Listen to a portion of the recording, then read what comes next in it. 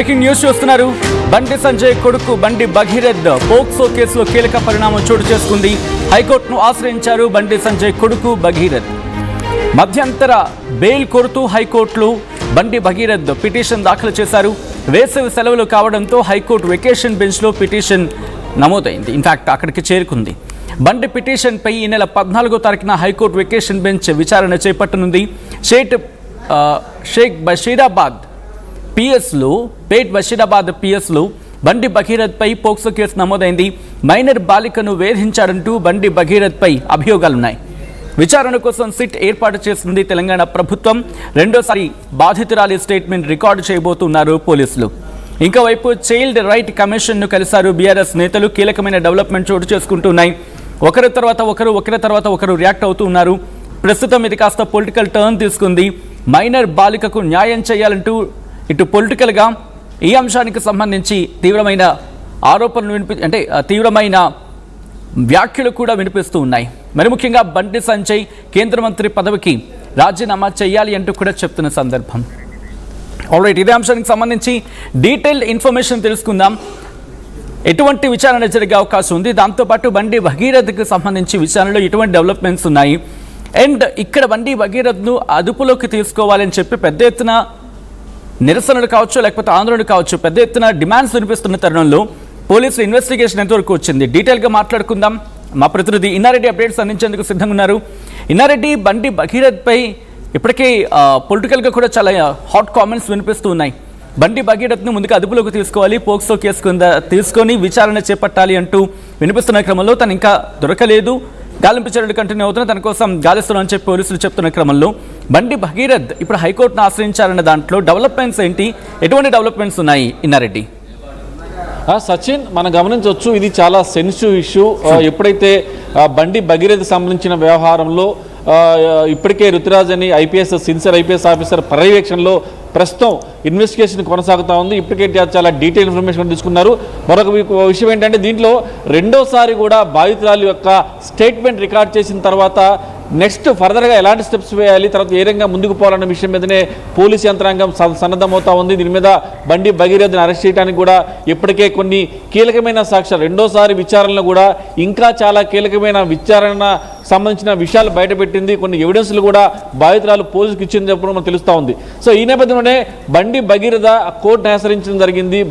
మధ్యంతర బెయిల్ గురించి కూడా ఆయన పిటిషన్ దాఖలు చేసిన నేపథ్యంలో ప్రస్తుతం వెకేషన్ కోర్టు నడుస్తూ ఉంది. సో ఈ నేపథ్యంలోనే 14వ తారీఖున ఈ కేసు విచారణ చేస్తామని కోర్టు తెలిపిన నేపథ్యంలో 14వ తారీఖున విచారణ చేసిన తర్వాత కోర్టు బెయిల్ ఇస్తుందా లేదా అన్న దాని మీద కోర్టు నిర్ణయించుకునే అవకాశం కనిపిస్తూ ఉంది. దీనికి సంబంధించి ఎప్పుడైతే ఈ బండి భగీరథకు సంబంధించిన వ్యవహారంలో దీంట్లో చాలా కీలకమైన అంశాల ఆధారంగా ఇన్వెస్టిగేషన్ చాలా ఫాస్ట్గా ఉంది. అంటే ఒకపైన కేంద్ర రాష్ట్రంలో కూడా ఈ కేసుకు సంబంధించి కేంద్ర ప్రభుత్వంలో హోంశాఖ సహాయ మంత్రిగా ఉన్నాడు కాబట్టి ఖచ్చితంగా ఈ కేసు విచారణ త్వరితగతిన పూర్తి కాకుండా ఆయన అనేకమైన ప్రెజర్స్ పెట్టే అవకాశం ఉందన్న నేపథ్యంలో కూడా పోలీస్ యంత్రాంగం మాత్రం ముఖ్యమంత్రి ఇప్పటికే డీజీపీ సివి ఆనంద్ గారికి చాలా స్పష్టమైన ఆదేశాలు జారీ చేయడం జరిగింది. దీంట్లో ఎవిడెన్స్ ఆధారంగా ఇమ్మీడియట్గా యాక్షన్ తీసుకోండి అని చెప్పిన నేపథ్యంలో ఒకటపల్లి డీసీపీ ఐపీఎస్ ఆఫీసర్ రుతురాజ్కి సంబంధించిన ఇన్వెస్టిగేషన్ కొనసాగుతున్న నేపథ్యంలో ఇప్పుడు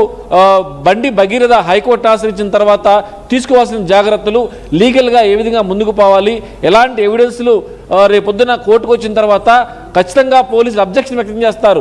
ఈ బెయిల్ వ్యవహారంలో బెయిల్ ఇవ్వకుండా ఉండేందుకు పోలీసు యంత్రాంగం కూడా అబ్జెక్షన్ కూడా చెప్పే అవకాశం కనిపిస్తూ ఉంది. దానికి సంబంధించిన లీగల్ బ్యాటింగ్లో కూడా పోలీసులు ఇప్పటికే అంతగా సిద్ధంగా ఉన్నట్టు తెలుస్తూ ఉంది. అలాగనే 14వ తారీఖున ఇది బెంచ్ మీదకి వచ్చే అవకాశం కనిపిస్తూ ఉంది. కాబట్టి బండి భగీరథ మధ్యంతర బెయిల్ వ్యవహారంలో ఖచ్చితంగా చాలా కీలకమైన ఆర్గ్యుమెంట్ జరిగే అవకాశం కనిపిస్తూ ఉంది. మరి కోర్టు నిర్ణయం అనేది ఎలా ఉండబోతుందని దాని మీద 14వ తారీఖున విచారణలో కోర్టు ఎలాంటి నిర్ణయం తీసుకున్న దాని మీద కూడా ఇప్పటికే కొంత లీగల్గా పోలీస్ యంత్రాంగం సిద్ధంగా ఉంది. అలాగనే బండి సంజయ్కి సంబంధించి బండి భగీరథ తరపున కూడా చాలా పెద్ద అడ్వకేట్లు కూడా హైకోర్టు ముందు హాజరై తమ ఆర్గ్యుమెంట్ వినిపించడానికి సిద్ధంగా ఉన్నట్టు తెలుస్తూ ఉంది. ఏదైనప్పుడు కూడా చట్టం తన పరిధానం చేసుకుంటూ పోతా ఉంది. వీళ్ళు మధ్యంతర బెయిల్కు అప్లై చేసినప్పటికీ కూడా ఇప్పటికే రుతురాజ్ మహిళా ఐపీఎస్ అధికారి ఆధ్వర్యంలో చాలా స్పష్టంగా ఇప్పటికే రెండోసారి కూడా ఆమె స్టేట్మెంట్ రికార్డ్ చేశారు. కాబట్టి ఖచ్చితంగా అరెస్ట్ అనేది ఈరోజు రేపులో ఉండే అవకాశం ఉందని కూడా మనకు తెలుస్తూ ఉంది. ఇప్పటికే అంటే ఆయన ఫోన్ స్విచ్ ఆఫ్ చేసినప్పటికీ కూడా బండి భగీరథను ఇప్పటికే పోలీస్ ట్రాకింగ్లోనే ఉన్నారు. పోలీసు ఎప్పటికప్పుడు అతని కదలికలు అబ్జర్వ్ చేస్తూ ఉందంటే అన్నట్టు కూడా మనకు పూర్తి స్థాయిలో సమాచారం ఉంది. డీజీపీ సివి ఆనంద్ గారి పర్యవేక్షణలో లేడీ ఐపీఎస్ ఆఫీసర్ చాలా కీలకంగా వ్యవహరించి దీంట్లో ఎక్కడ కూడా పోలీస్ యంత్రాంగం యొక్క పనితీరులో కానీ తర్వాత ఎవిడెన్స్ సేకరించడం కానీ ఎక్కడ కూడా ఎలాంటి లీగల్ బ్యాటింగ్ సంబంధించిన అన్ని ఎవిడెన్స్ కూడా సేకరించడం జరుగుతూ ఉంది.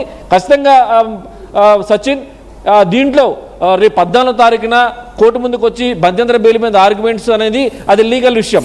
కానీ ఇప్పుడు జరగబోయే ఎవిడెన్స్ సేకరించే వ్యవస్థలు కావచ్చు, తర్వాత అతను అరెస్ట్ చేసే వ్యవహారాలు కావచ్చు, ఖచ్చితంగా అరెస్ట్ చేయడానికి ఇప్పటికే యాంత్రాంగం సిద్ధంగా ఉంది.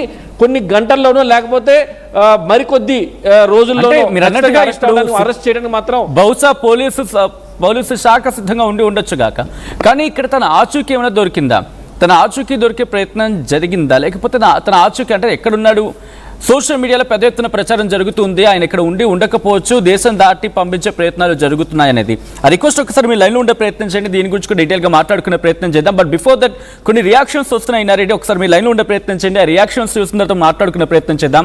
ఇదే అంశానికి సంబంధించి బండి భగీరథ్ తండ్రి కేంద్ర హోంశాఖ సహాయ మంత్రి బండి సంజయ్ రియాక్ట్ అయ్యారు. ఒకసారి సంజయ్ ఏమంటున్నారో చూద్దాం. ఆ తర్వాత ఇదే అంశానికి సంబంధించి అపోజిషన్ లేకపోతే ప్రత్యర్థి పార్టీల నుంచి కూడా రియాక్షన్స్ వస్తున్నాయి. But before that Bandi Sanjay ఏమన్నారో చూద్దాం.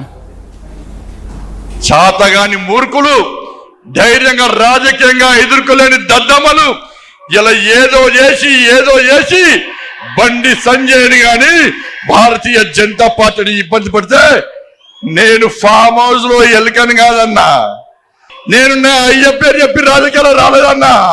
నన్ను నమ్మండి అన్నా, తప్పుడు ప్రచారం నమ్మకండి అన్నా, మా ఎంబడి ఉండండి, ఇక వదిలిపెట్టే ప్రసక్తే లేదు. చాతగాని మూర్ఖులు, ధైర్యంగా రాజకీయంగా ఎదుర్కోలేని దద్దమ్మలు ఇలా ఏదో చేసి బండి సంజయ్ని గాని భారతీయ జనతా పార్టీని ఇబ్బంది పడితే నేను ఫామ్ హౌస్ లో ఎలుకని కాదన్నా, నేను ఏప్రిల్ నెలలో 22 నుంచి 20వ తారీఖు మధ్యలో ఈ సంవత్సరం ఈ బాధిత కుటుంబం దగ్గరికి వెళ్ళి వాళ్ళందరితో మాట్లాడి వాళ్ళందరినీ తీసుకొని హైదరాబాద్లో జూబ్లీ హిల్స్లో నివాసం ఉంటున్న బండి సంజయ్ గారి ఇంటికి వీళ్ళను తీసుకుపోయినరు. ఆ అమ్మాయి తన బాధంతా వెళ్ళబుచ్చుకున్నది. ఇగో మీ కొడుకు నన్ను వీడియోగా చేసిండు, ఇగో వీడియోలు ఇట్లున్నాయి, చాటింగ్లు ఇవి అవన్నీ ఉంటే బండి సంజయ్ గారు చెప్పింది ఏందా అంటే ఆ అమ్మ నాకు చెప్పిందండి.